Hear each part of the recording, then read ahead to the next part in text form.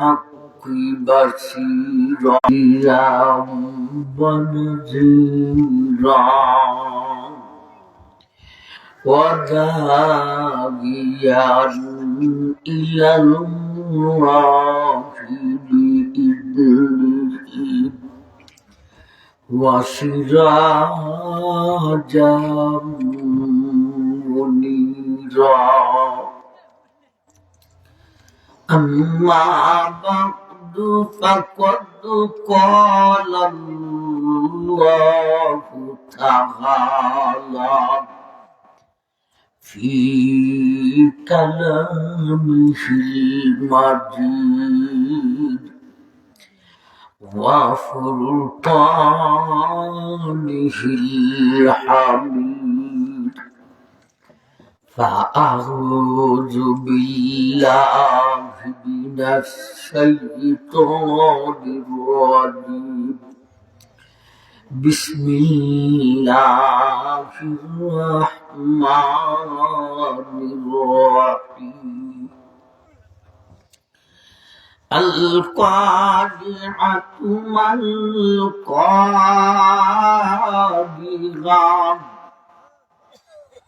وما أدراك ما القارعة يوم يكون الناس كالفراش المبثوث وتكون الجبال كالعهن المنفوش.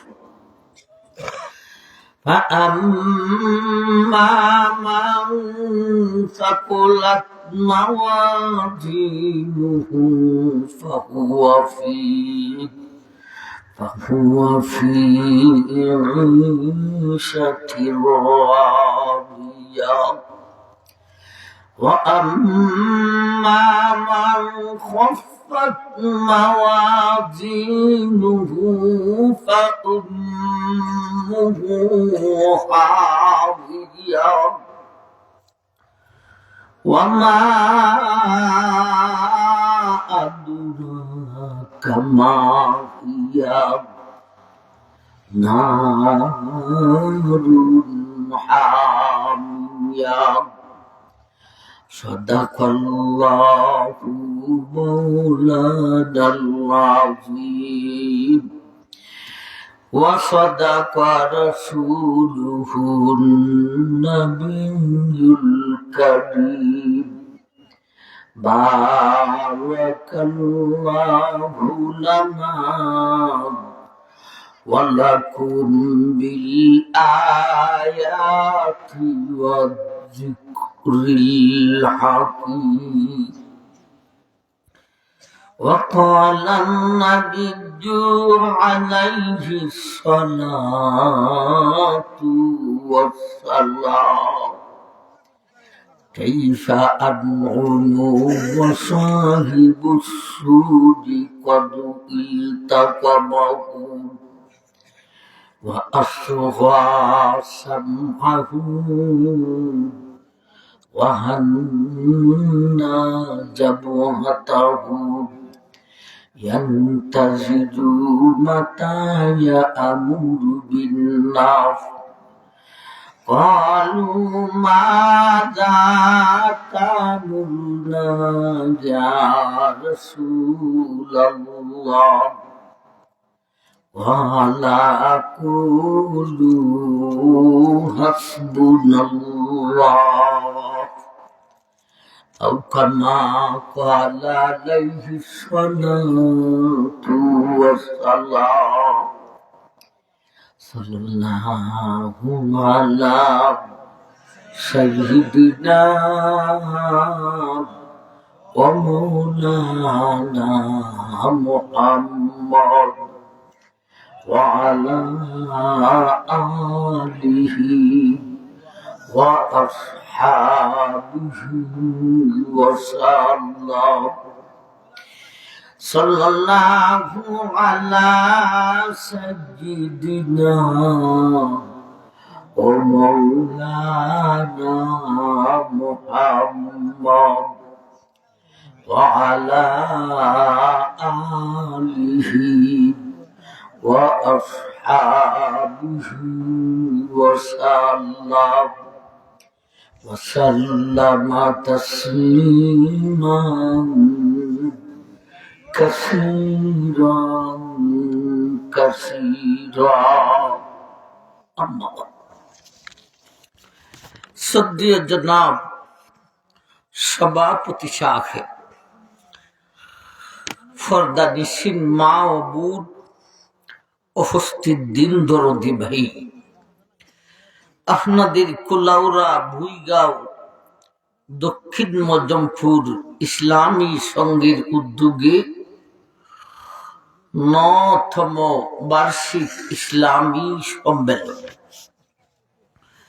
উলামায়ে কেরাম ধারাবাহিক আলোচনা করে আসেন। আরো কিছু আলোচনা শ্রবণের উদ্দেশ্যে আপনারা নীরবে বসা আছেন। আমাকে বিষয় দিয়েছেন কিয়ামতের ভয়াবহতা। সে হিসাবেই আমি আমার খুতবাতে সূরা কারিয়া তিলাওয়াত করেছি। তারই পাশাপাশি নবীজির একখানা হাদিস পাঠ করেছে। এটা সামনে রেখে কিয়ামতের ভয়াবহ অবস্থাটুকুর উপর কিছু কথা আপনাদের সামনে উপস্থাপন করব ইনশাআল্লাহ। একজন হুজুরে আমাকে বলতেছেন বিষয় আপনার কিয়ামত।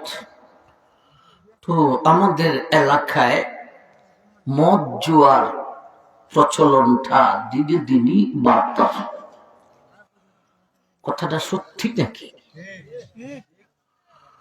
তাইলে এই বিষয়টা আপনারা দেওয়ার চেষ্টা করব। তবে এই বিষয়টা শেষ অধিবেশনে আলোচনা করা যাবে ভাই। শেষ কয়েকটা প্রোগ্রাম কইরা রাষ্ট্রের তাই আর শক্তি থাকে না। বয়স কি আর কমেছে? আমার ভাই আমার সাথে ওয়াজ করতেন, আমার ভাই আনসারি ওয়াজ করতেন, হাম্মদ সাদি রাহিমাহুল্লাহ দুজন বিদায়। এই এলাকায় যদি আবার কোন প্রোগ্রামে আসা হয়, আপনারা অধিবেশনটা দিবেন বাদ মাগরিব নয়তো বাদ এসা। বিষয় দিবেন মদ জুয়া লটারি। আমার ভাই কিয়ামতের আলোচনা করার জন্য সূরা কারিয়া তিলাওয়াত করেছি। তারই পাশাপাশি নবীজির একখানা হাদিস পাঠ করেছে। ভাই কিয়ামত তুফানি সাইলাম দিল তো ভাই, কিয়ামত একদিন হবে না হবে না বিশ্বাস আসেনি?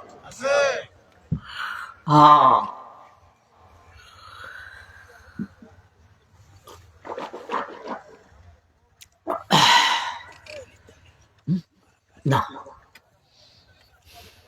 সারা জাহান আকাশ জমিন পাহাড় নদী সাগর চন্দ্র সূর্য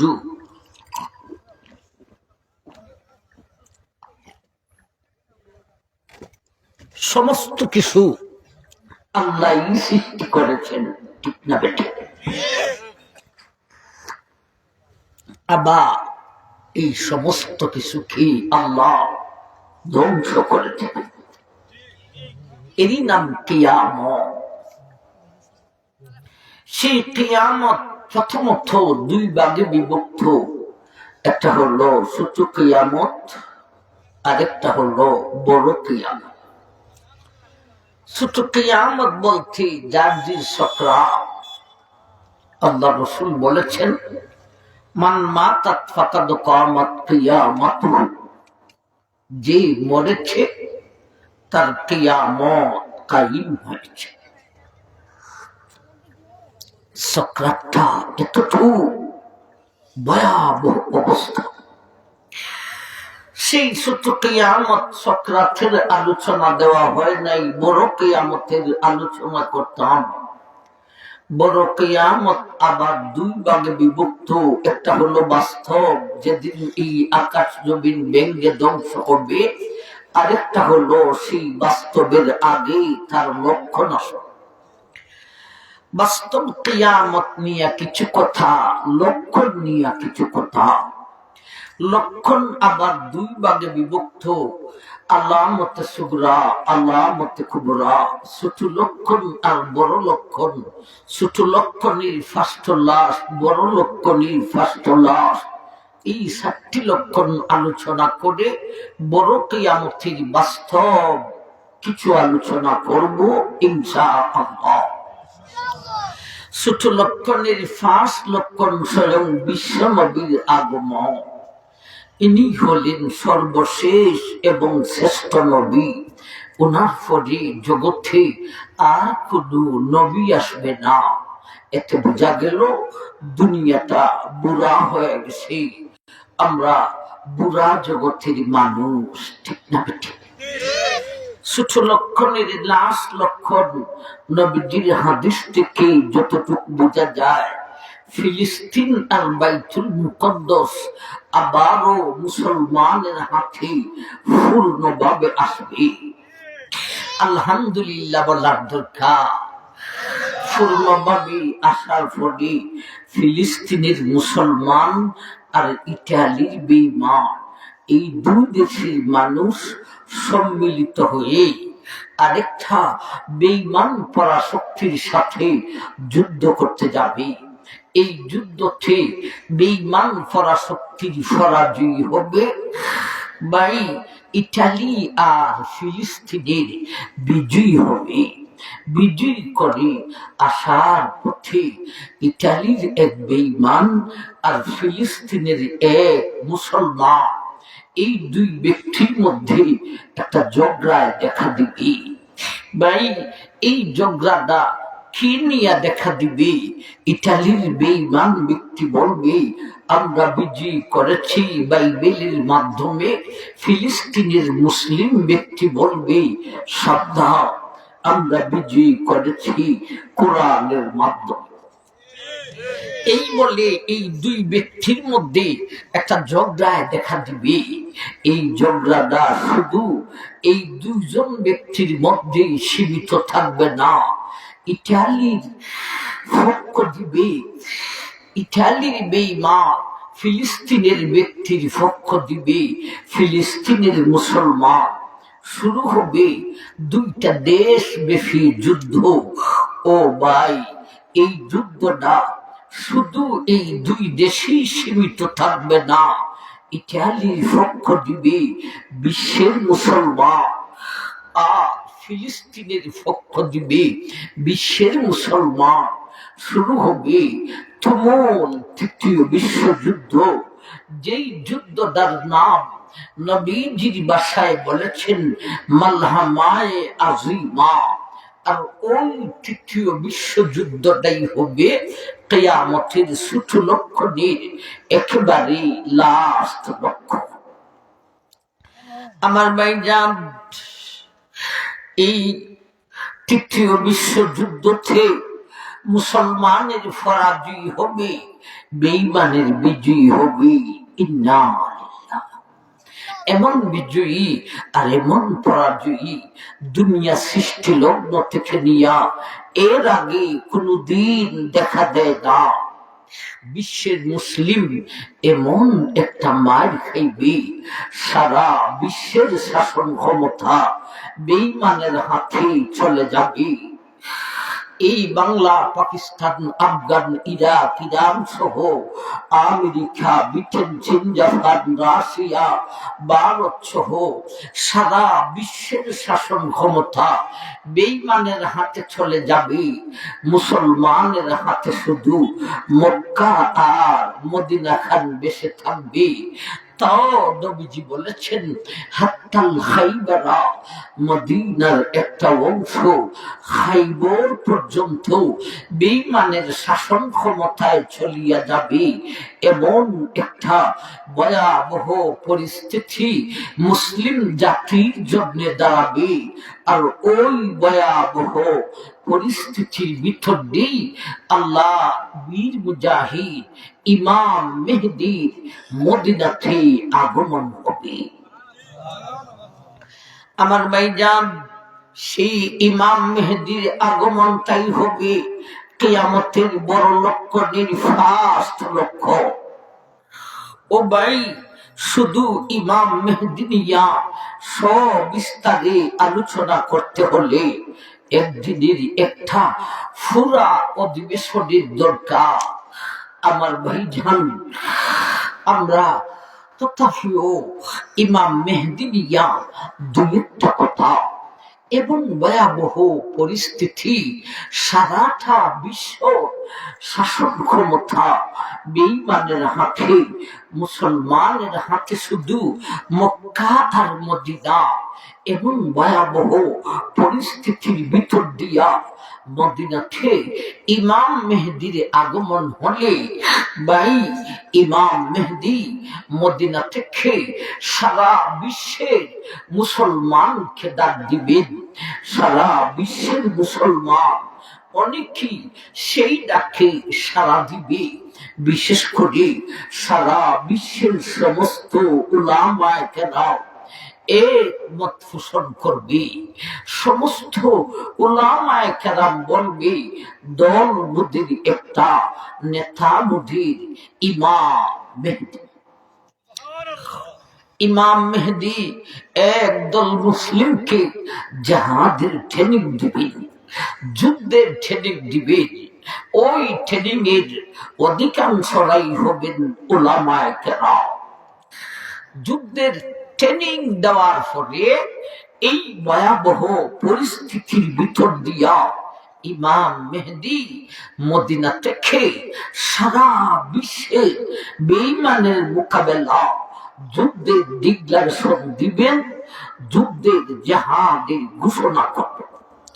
এই ঘোষণা করে ইমাম মেহেদী বিশ্বের বেঈমানের সাথে মাত্র 4 দিন জিহাদ করবে। মাত্র কতদিন? এই 4 দিনের জিহাদটা অন্তত আমরা সংক্ষেপে শুনে দিই। প্রথম দিন একদল মুজাহিদ দিয়া মাঠে নামবেন। ওই দিন জিহাদ হবে না। ওই দিন ওনার সাথে যেই সমস্ত মুজাহিদ হবে, ওরা বেঈমানের হুঙ্কারে ভয়েতে পলায়ন করবে। আল্লাহ রাসূল বলেছেন, এই সমস্ত পলায়নকারী মুজাহিদের তওবা আল্লাহ জীবনেও কবুল করবে না। নাউযুবিল্লাহ। আমার ভাই, আসবে 2 নম্বর দিন। এরপরে ইমামের কাছে যেই সমস্ত মুজাহিদ হবে, এদের মধ্যে পুরা অর্ধেককে দিয়া ইমাম মেহেদী যুদ্ধের মাঠে নামবেন। ওই দিন সকাল থেকে সন্ধ্যা পর্যন্ত বিশ্বের বেঈমানের সাথে জিহাদ করার পরে আমার ভাই, সন্ধ্যা লগ্নে ইমাম মেহেদী অল্প কয়েকজন মুজাহিদকে নিয়া তার তাঁবুতে ফিরবেন। ওই দিনে ওনার সাথে সমস্ত মুজাহিদরা শাহাদত বরণ করে মাঠে লাশ। আমার ভাই, আসবে 3 নম্বর দিন। এরপরে ইমামের কাছে যেই সমস্ত মুজাহিদ হবে, অবশিষ্ট সবকে দিয়া মাঠে নামবেন। ওই দিনেও সকাল থেকে সন্ধ্যা পর্যন্ত বেঈমানের সাথে জিহাদ যুদ্ধ করার পরে সন্ধ্যালগ্নে ইমাম মেহেদী মুষ্টিময় কয়েকজন মুজাহিদকে দিয়া তার তাবুতে ফিরবেন। এই দিনেও ওনার সাথে সমস্ত মুজাহিদরা শাহাদত বরণ করে মাঠে লাশ ফেলে। আমার ভাই 2 নম্বর দিন আর 3 নম্বর দিন, এই 2 দিনের জিহাদে ট্রেনিং প্রাপ্ত মুজাহিদ অধিকাংশই উলামায়ে কেরাম, ভাই ট্রেনিং প্রাপ্ত মুজাহিদ সব শাহাদত বরণ করে মাঠে লাশ ফেলে রইল। ভাই মুষ্টিময় কয়েকজন মুজাহিদকে দিয়া ইমাম মেহেদী তাবুতে আসবে।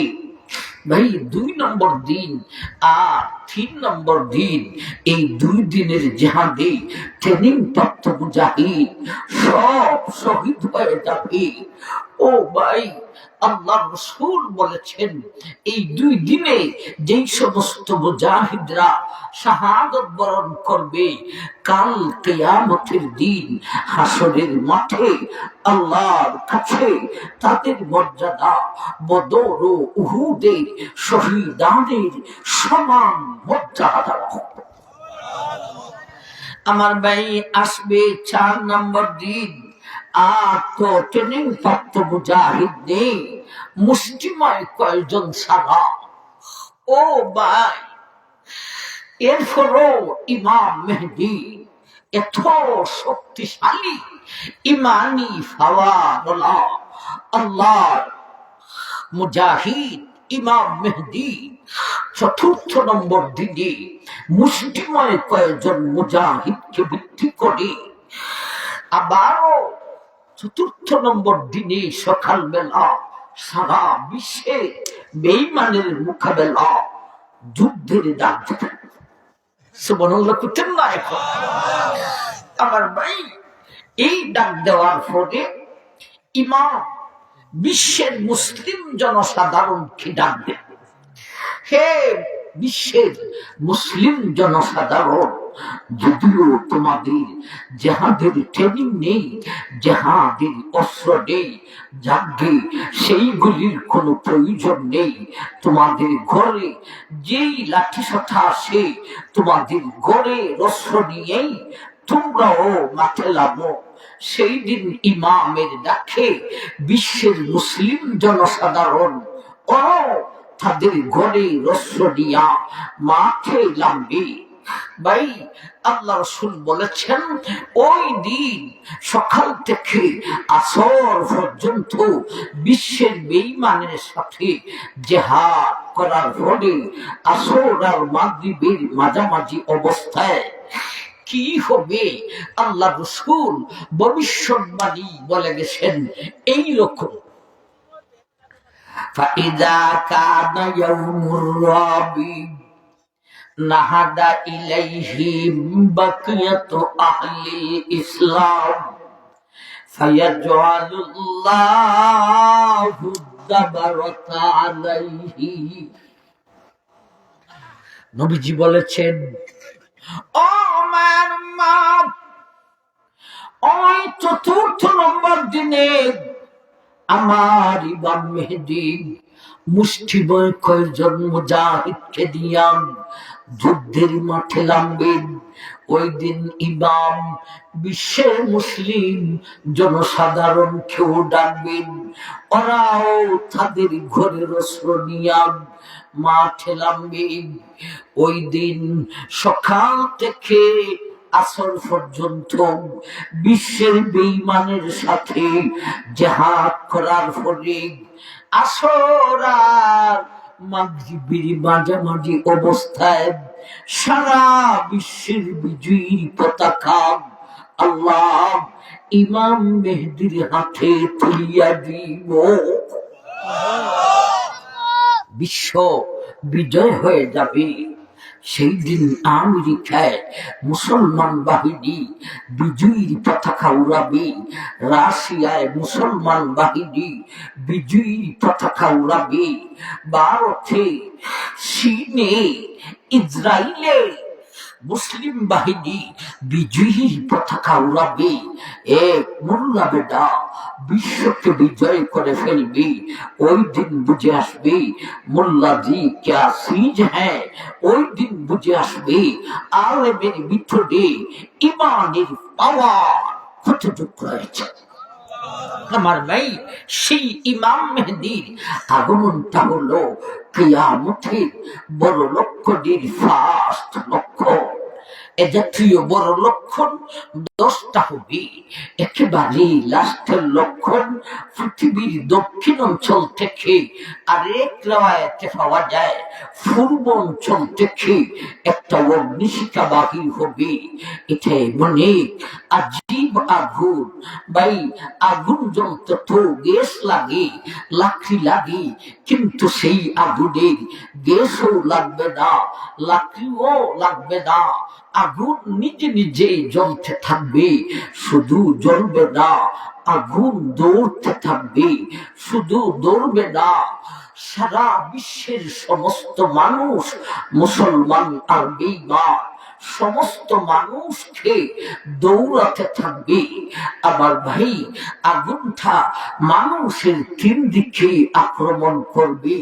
একটা দিক খোলা থাকবে, মানুষ আগুন থেকে বাঁচার জন্য খোলা দিকে দৌড়তে থাকবে, এবং ভাবে মানুষকে আগুনে দৌড়াতে থাকবে।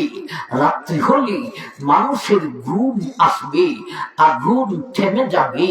সকাল হলে মানুষের ঘুম ভেঙে যাবে, আবার আগুনে দৌড়াইতে থাকবে। এবং ভাবে সেই কুদরতি আগুন মানুষকে দৌড়াতে দৌড়াতে ফিলিস্তিনে নিয়া একত্রিত করে আগুনটা নিভিয়া যাবে। এটাই হবে কিয়ামতের বড় লক্ষণের একেবারে লাস্ট লক্ষ্য। আমার ভাই, সেই আগুনটা নিভার পরে মানুষ অধিকাংশ জন স্ব দেশে ফিরত আসবে, আবার কিছু মানুষ ফিলিস্তিনে অবস্থান করবে।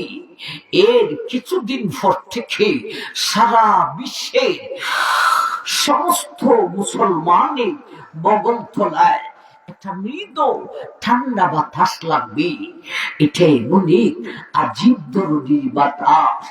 এই বাতাসটা লাগা মাত্র মুসলমান দর দর করে মারা যাইবে।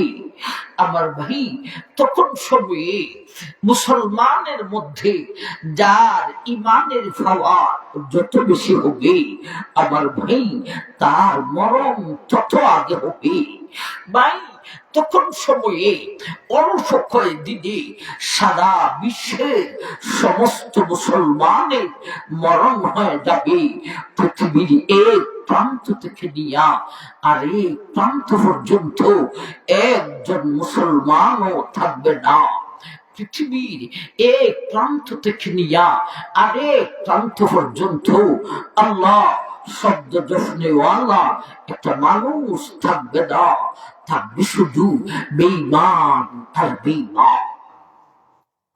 আমার ভাই, তখন সময় বেঈমানের গোষ্ঠী এত গুনায় লিপ্ত হবে, দুনিয়া সৃষ্টি লগ্ন থেকে নিয়া এর আগে কোনদিন মানুষ এত গুনায় লিপ্ত হয় না।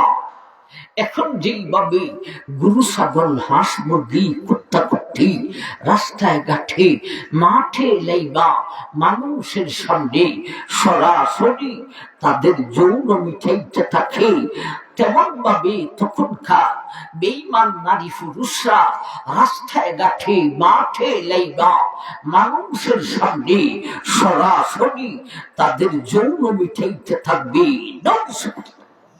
মানুষ তখন এত বড় ধনী হবে, দুনিয়া সৃষ্টি লগ্ন থেকে নিয়া এর আগে মানুষ কোন সময় এত বড় ধনী হয় না। বিজ্ঞান তখন এত ঊর্ধ্বে যাবে, দুনিয়া সৃষ্টি লগ্ন থেকে নিয়া এর আগে বিজ্ঞান কোন সময় এত ঊর্ধ্বে যায় না। এখন বিজ্ঞানের মোবাইল কানে লাগাইতে হয়। নবীজির হাদিসে আসে তখনের বিজ্ঞানের মোবাইল কানে লাগাইবে দূরের কথা, মানুষের জুতার ফিটার ভিতরে এক জাতীয় মোবাইল ফিট করা থাকবে। এখনের বিজ্ঞানের টিভির জন্য বক্স এন্টেনা লাগে। নবীজির হাদিসে আসে তখনের বিজ্ঞানের টিভির জন্য বক্স এন্টেনা লাগবে দূরের কথা, মানুষের উরাতের সামরার মধ্যে এক জাতীয় টিভি ফিট করা থাকবে। আমার ভাই তখনের ফরা শক্তি হবে।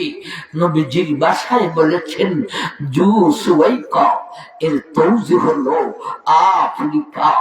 পৃথিবীর একেবারে লাস্টের ফরা শক্তি হবে আফ্রিকার বেঈমানদের হাতে। থাকবে না বিশ্ব জুড়ে একজন মুসলমান, থাকবে শুধু বেঈমান আর বেঈমান। বেঈমানের গোষ্ঠী বড় বড় গুনায় লিপ্ত হবে, ওরা বড় ধনী হবে। ভাই এত ধনী আর বিজ্ঞান এত ঊর্ধ্বে যাবে, ফরাশক্তি আফ্রিকায় যাবে, আফ্রিকার বেঈমানদের হাতে হবে। এমন অবস্থাটি আল্লাহ ইসরাফিলকে আদেশ করে দিবেন, ও ইসরাফিল তুমি তোমার সিংহায় ফু মারিয়া দাও। একবার বলুন সুবহানাল্লাহ, সুবহানাল্লাহ। আমরা বাস্তব কিয়ামতের আলোচনায় আসলাম। ভাই ইসরাফিল যে সিংহায় ফু দিবে তার সিংহাটা কত বড় হবে? এটা কি ছাগলের সিং, না গাভীর সিং, না মহিষের সিং?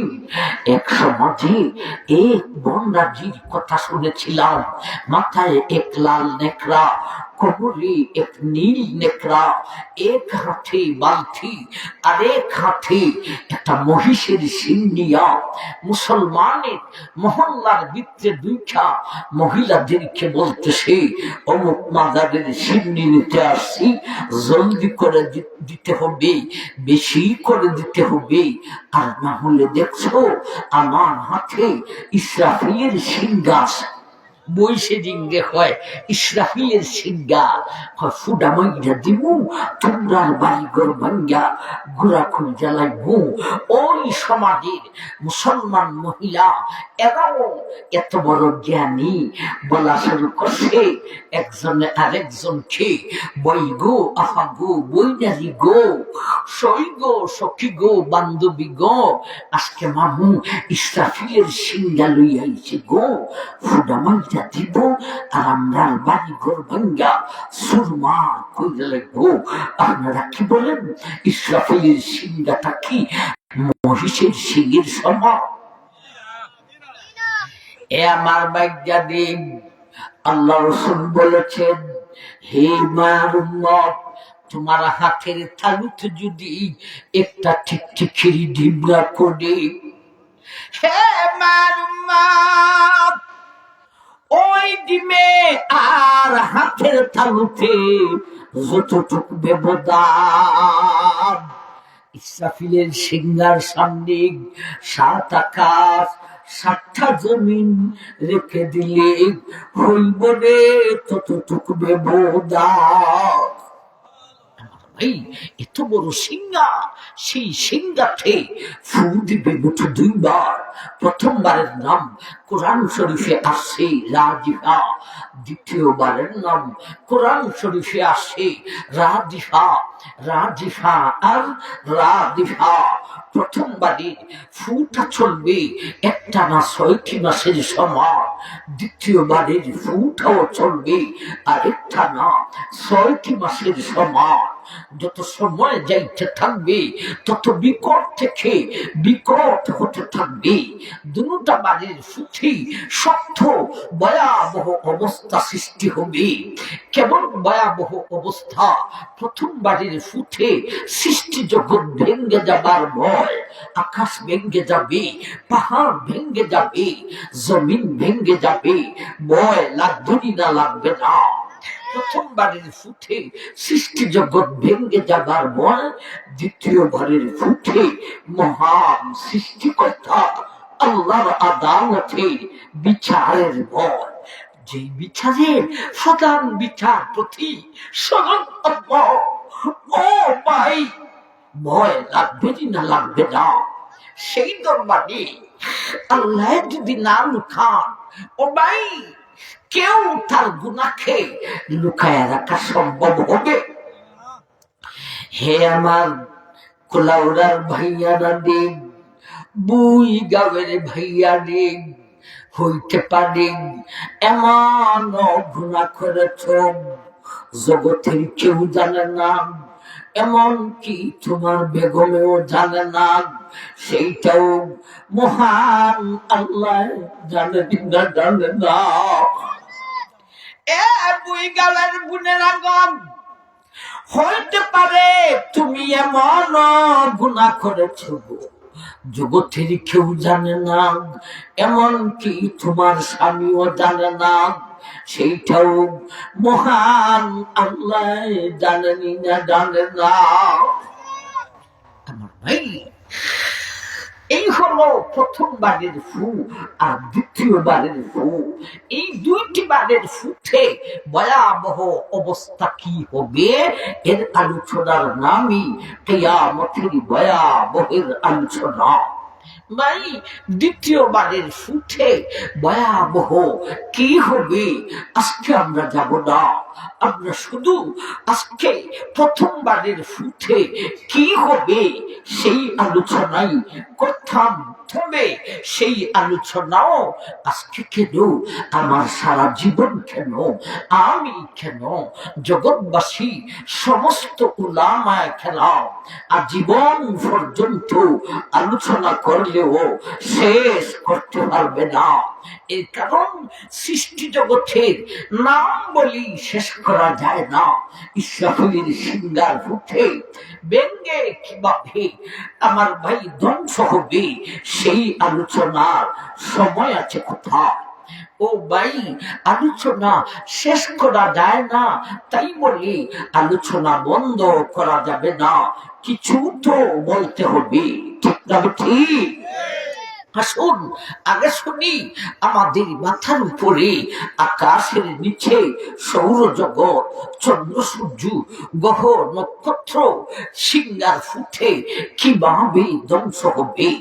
আমার ভাই, সৌরজগৎকে আবার দুই ভাগে ভাগ করেন, এক ভাগে চন্দ্র আর সূর্য, আরেক ভাগে সমস্ত তারকা। আসুন আগে শুনি সিঙ্গার ফুটে সমস্ত তারকাগুলি কিভাবে ধ্বংস হবে।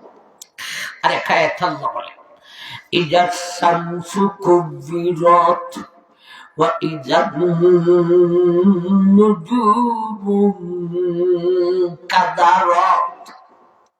হে দুনিয়ার মানুষ, আমার ইসরাফিলের সিঙ্গার বিকট আওয়াজে অগণিত তারকা, সমস্ত তারকাগুলি আলোহীন হইয়া যাইব, আলোহীন হয়ে ভেঙ্গে জোড়া জোড়া হইব, জোড়া জোড়া হইয়া উপরের দিকে উড়িতে থাকিব, আবার কিছুটা নিচে সাগরের মধ্যে পতিত হইব।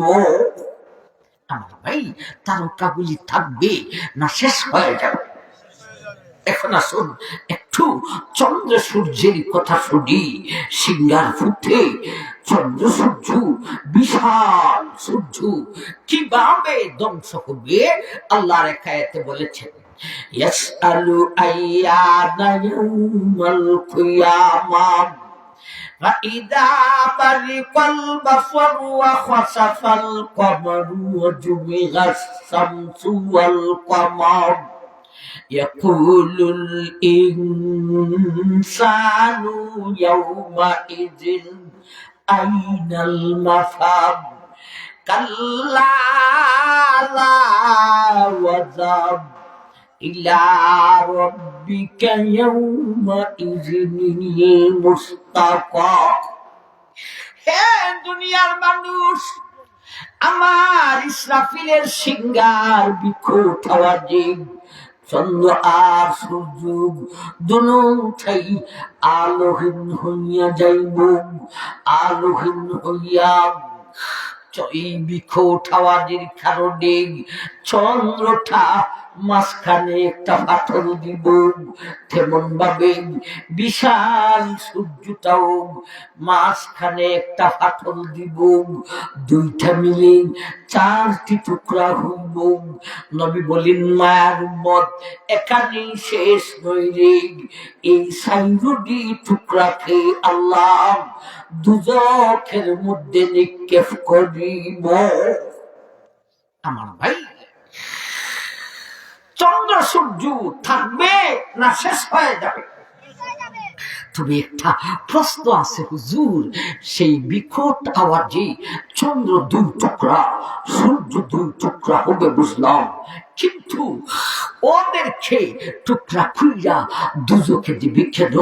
ওরা আবার কোন গুনাহ করলো? আপনারা কি বলেন, চন্দ্র সূর্যের জীবনে কোন গুনাহ আছে? ভাই, গুনাহ থাকবে দূরের কথা, দুইখানা আয়াতের মাধ্যমে চন্দ্র সূর্যের 24টি ঘন্টার সারাটা জীবনের হিসাব পাওয়া যায়। হিসাব নিলে বুঝতে পারবেন, চন্দ্র সূর্য একটা জীবনে সারা জীবনে একটা গুনাহ করবে দূরের কথা, একটা গুনাহ করার জন্যে 1 মিনিটের অর্শনি তার কাছে নেই। সারাক্ষণ আল্লাহর আদেশে নিমিত্ত মশগুল। একা একা আল্লাহ বলেন, ওয়াশ-শামসু তাজরি লিমুস্তাকাররিল লাহা যালিকা তাকদীরুল আজিজিল আলিম ওয়াল কমারা কদ্দারনাহু মানাজিলা হাত্তা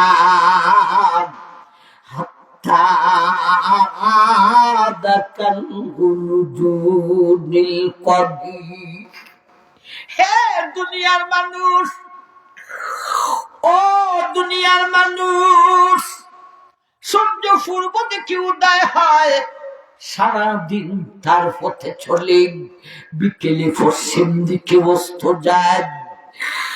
আমার ভাই, সূর্য উঠে সূর্য চলে, সূর্য ডুবে, এটি সূর্যের মন গড়ানি।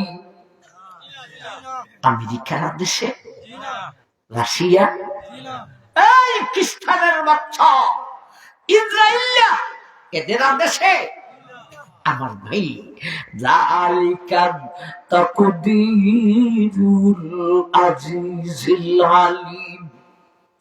ও দুনিয়ার মানুষ, সূর্য পূর্ব দিকে উদয় হয়, সারাটা দিন তার কক্ষপথে চলে, বিকেলে পশ্চিম দিকে অস্ত যায় রে, একমাত্র আল্লাহর আদেশে। মন গড়াও নয় রে, কোন রাজা বাদশাদের আদেশ পালন করে নয় রে, একমাত্র আমি মহান আল্লাহর আদেশ পালন করিয়া। কি বুঝলাম? উদয় থেকে অস্ত পর্যন্ত একটা গুনাহ করার জন্য একটা মিনিট সময় তার কাছে অবসরই নেই। ঠিক না ঠিক? এখন প্রশ্ন হলো, হুজুর, উদয় থেকে অস্ত পর্যন্ত গুনাহ করার সময় পায় না বুঝলাম, অস্ত যাওয়ার পরে কোথায় যায় সেইটা তো বোঝা দরকার।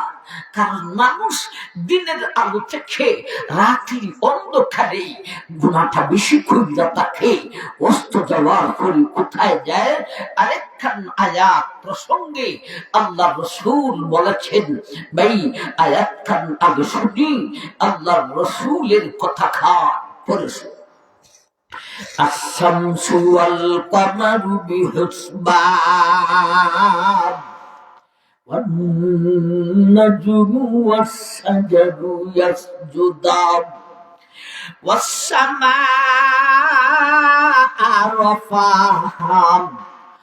رفعها ووضع الميزان। হে দুনিয়ার মানুষ, এই আয়াত প্রসঙ্গে বিশ্বনবী বলেছেন, সূর্য পূর্ব দিকে উদয় হয়, সারাদিন তার পথে চলে, বিকেলে পশ্চিম দিকে অস্ত যায়, একমাত্র আল্লাহর আদেশ পালন করিয়া অস্ত যাওয়ার পরে কোথায় যায় রে? ও দুনিয়ার মানুষ, সূর্যদাগ অস্ত যাওয়ার পরে সুদ খাইতে যায়নি না রে নাগ, ঘুষ খাইতে যায়নি না রে নাগ, মদ খাইতে যায়নি না রে নাগ, অবৈধ প্রেম ফিরিতি করতে যায়নি না রে নাগ। নবী বলেন, হে মায়ের উম্মত, আল্লাহর সূর্য খানিক পশ্চিম দিকে অস্ত যাওয়ার পরে আল্লাহর আরশের নিচে গিয়া আল্লাহর কুদরতি কদমের মধ্যে সেজদা করে রে ভাই। তার সেজদার তাসবিহ হলো, ওগো মাওলা, গত দিনের ন্যায় আজকেও আমি পূর্ব দিকে উদয় হব না হব না, গত দিনের ন্যায় আজকেও আমি পূর্ব দিকে উদয় হব না হব না। আল্লাহ তার সেজদাকে কবুল করেন, আল্লাহ তার তাসবিহকে মঞ্জুর করেন, বিদায় সূর্য পূর্ব দিকে উদয় হইয়া যায়। উদয় থেকে অস্ত, অস্ত থেকে উদয় 24টি ঘন্টার ভিতরে সারা জীবনে চন্দ্র সূর্য একটা গুনাহ করারও সুযোগ পাইলাম। যার জীবনে একটা গুনাহ নাই, ওই বিকট আওয়াজে টুকরা হবে বুঝলাম রে, কিন্তু তারে টুকরা করে দুজকে দিবে কেন? ও বুই গাঁয়ের মানুষ, প্রশ্ন জাগে না জাগে না? আমার ভাই এই প্রশ্নের উত্তর দিয়েছেন এমন ভাবে, পৃথিবীর মুখে একদল মানুষ সূর্যের পূজারী আসেনি না আসে না? বর্তমানে আসে না নাই? সংখ্যায় মুসলিম থেকে কম না আরো বেশি? আরো বেশি ভাই। আদিকালেও অতীতকালেও সূর্যের সুযোগ ছিল। অতীতকালে আল্লাহর এক নবী ছিলেন, ওরে আল্লাহ, ও ভাই, তিনি নবীও ছিলেন, আবার সারা বিশ্বের সম্রাট ছিলেন। ইনি হলেন আল্লাহর নবী হযরত সুলাইমান আলাইহিস সালাতু ওয়াস সালাম। ও ভাই, তিনি অন্য প্রাণীর কথা বুঝতেন, এদের ভাষায় এদের সঙ্গে কথাও বলতে পারতেন। এমনকি ছোট প্রাণী পাখির ভাষা তিনি বুঝতেন, আবার পাখির সাথে পাখির ভাষায় চেউমেউ টেউমেউ করে কথাও বলতে পারতেন। আমার ভাইজান, ছোট্ট একটা পাখি, নাম তার হুদহুদ, সে যখন রানী বিলকিসের রাজ্য সম্পর্কে নবীজি সুলাইমানকে তথ্য দিয়েছিল, সেই পাখিটাও সূর্যের পূজারে দিয়া কিছু কথা বলেছে। কি কথা বলেছিল? ও নবীজি সুলাইমান, এমন একটা দেশ থেকে আসি যে দেশ সম্পর্কে আপনার কোনো আইডিয়া নেই। দেশটার নাম আদিব, চতুর্দিকে বাউন্ডারি, মাঠ ভরা ফসল, বাগান ভরা ফল। ওই দেশের ক্ষমতায় একজন মহিলা, ইনি হলো রানী বিলকিস। নবীজি সুলাইমান, মহিলাটা দেখতে যেমন সুন্দরী, তেমন ভাবে বড় বুদ্ধিমতী। নবীজি সুলাইমান সেই দেশে জনবল আছে, ধনের বল আছে, অস্ত্রের বল আছে, সেই দেশে কোনো কিছুরই অভাব নেই। কিন্তু নবীজি সুলাইমান, এদের মধ্যে মূল জিনিস নাই গো নবীজি, বলতে এদের মধ্যে ঈমান নেই। এরা সূর্যের পূজা করে। সূর্য যখন পূর্ব দিকে উদয় হয়, তখন যখন সূর্যের পূজা করি, সূর্য যখন সোজা মাথার উপরে আসে তখন সূর্যের পূজা করি, সূর্য যখন পশ্চিম দিকে অস্ত যায় তখন সূর্যের পূজা করি। আমার ভাই বলুন, সেই আদিকালেও সূর্যের সুযোগ ছিল না ছিল না? আমার ভাই, সেই সূর্যের পূজারীদেরকে দেখানোর জন্য আল্লাহ চন্দ্র সূর্যকে টুকরা টুকরা করে দুজক দিবেন। পূজারীদেরকে কি দেখাইবেন? এ পূজারীরা, তোমরা যাকে প্রভু মনে করে উপাসনা করো, তোমার জানা মতে প্রভু জেলা ওরাই যদি টুকরা করে দেলাইলাম দুজকে, এই জালিমের জালিম তুই যাইতে কোন বেহেশতে? ঠিক না ঠিক?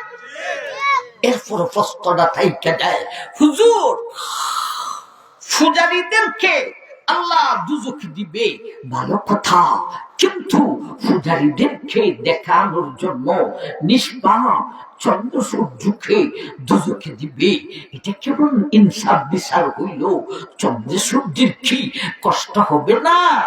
আমার ভাই এ প্রশ্নের উত্তর দিয়েছেন এমন ভাবে, আল্লাহ মানুষ জাতিকে সৃষ্টি করতে গিয়া মাটির অংশ বেশি দিয়া সৃষ্টি করেছেন, যার কারণে মাটির মানুষ মাটিতে থাকতে পারে, তার কোনো কষ্ট হয় না।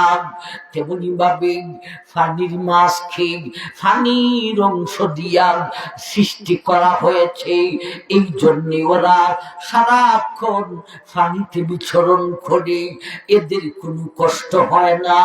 তেমনি ভাবে চন্দ্র আর সূর্যকে সৃষ্টি করতে গিয়া এমন ভাবে সৃষ্টি করেছে যে চন্দ্র সূর্যকে ভেঙ্গে যদিও দুজকে দেওয়া হয়নি, চন্দ্র সূর্যের ইঞ্চি পরিমাণ কষ্ট হইবে না। এতক্ষণে এক জাতীয় সৃষ্টি জগতের কথা বললাম ভাই, এরপরে আসবে তখন তো বিশ্বের মুখে একজন মুসলমান থাকবে না, শুধু বেঈমান আর বেঈমান। এখন একটু আসুন শুনি বেঈমানটির অবস্থা কি হবে। আজকে সূরায়ে কারিয়ার আয়াতি আল্লাহ বলেছেন, আল কারিআতু মাল কারিআ ওয়ামা আদরাকা মাল কারিআ ইয়াউমা ইয়াকুনুন নাসু কাল ফারাশিল মাবসুস। ও দুনিয়ার মানুষ, আমার ইসরাফিল যেদিন সিংহাতে ফু দিবে রে, বিশ্বের মুখে তখন কোন মুসলমান তো থাকবে না, শুধু বেঈমান আর বেঈমান। বেঈমানটি খুব বড় ধনী হবে, বিজ্ঞান বহু ঊর্ধ্বে যাবে, অথচ বিজ্ঞানে আর ধর্ম কাজে আসবে না। সারা বিশ্বে হইবে অন্যান্য প্রাণী, গরু ছাগল হাঁস মুরগি কুত্তা কুত্তি, ও ভাই সাপ বিচ্ছু বাঘ ভাল্লুক অন্যান্য সমস্ত প্রাণী গড় থেকে জঙ্গলা থেকে ছিদ্র থেকে বের হয়ে মানুষের চতুর্দিকে সারিবদ্ধ হবে। মানুষ মধ্যখানে উপরে ফাঁকি আর ফাঁকি, চতুর্দিকে অন্য প্রাণী আর প্রাণী। আমার ভাইজান, মানুষটি মুঠামুঠি শান্তিতে দাঁড়াইবে, হঠাৎ করে দেখতে পাইবে মাঠের মধ্যে বৃহৎ শহর আর গ্রাম থেকে আরো শক্ত আকারে দাঁড়াচ্ছে। কেমন বৃহৎ?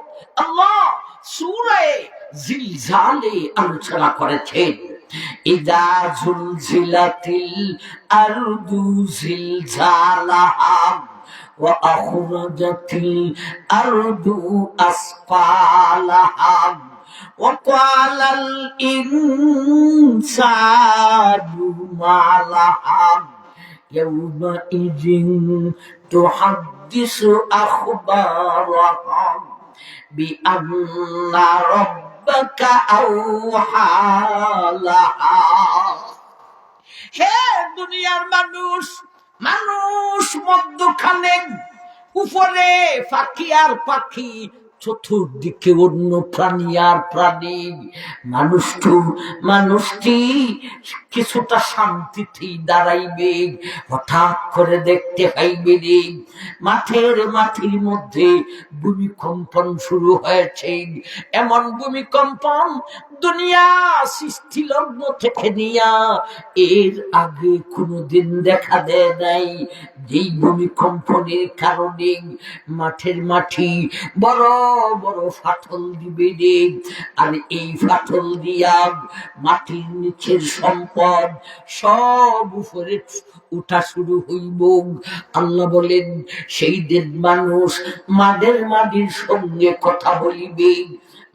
মাটি মানুষের বাসায় মানুষের সঙ্গে কথা বলিবে। কি কথা বলা বলি হবে, এর ব্যাখ্যায় নবীজি বলেছেন, মানুষ বলবে এই মাটি গ্রাম সারিয়া, শহর সারিয়া, মহল্লা সারিয়া তোমার মধ্যে দাঁড়াইলাম, তুমি কেন কম্পমান, তুমি কেন ফাটিয়া যাইতেছ, তোমার নিচের সম্পদ কেন উপরে উঠাইতেছ। তখন সময়ে মাটির জবান আল্লাহ খুলে দিবেন রে। মানুষের বাসায় মাটি মানুষের সঙ্গে কথা বলিব। মাটি বলবে, এ জালিম বেঈমানের গোষ্ঠী, আমি মাটির সঙ্গে তুই কথা বলাস, তোর কি লজ্জা লাগে না, তোর কি ভয় লাগে না দিন। এই বেঈমানের গোষ্ঠী, আমি মাটির মধ্যে দাঁড়াইয়া তুই খুন গুনাহ করেছিলে, বসিয়া তুই খুন গুনাহ করেছিলে, ঘুমিয়ে তুমি খুন গুনাহ করেছিলে গো, তোমার কি স্মরণ নাই? এই মানুষ নামক জালিম বেঈমানের গোষ্ঠী, তোর গুনাহ আমি মাটি আর সহ্য করতে পারি না। তোর গুনার কারণে আমি মাটি ফাটিয়া খা। আমার ভাই, এর কিছুক্ষণ পরে আল্লাহ আজরাইলকে আদেশ করবেন, হে আজরাইল, দ্রুত গতিতে তুমি তোমার অভিযান চালাও। মানুষের চৌকের সামনে, মানুষের মাথার উপরে সমস্ত পাখির মরণ হবে। এর কিছুক্ষণ পরে মানুষের চোখের সামনে, মানুষের চতুর্দিকে অন্য সমস্ত প্রাণীর মরণ হবে। এর কিছুক্ষণ পরে সমস্ত জিন জাতির মরণ হবে। এর কিছুক্ষণ পরে সারা বিশ্বে সমস্ত মানবের মরণ হবে। একটা বাহাদুর আর জমিনের উপর থাকতে পারবে না। আমার ভাই, থাকবে শুধু ফিরিস্তা জাতি আজরাইল। আল্লাহর দরবারে উঠা রিপোর্ট শোনাইব, কার গুজারি শোনাইব। আমার ভাই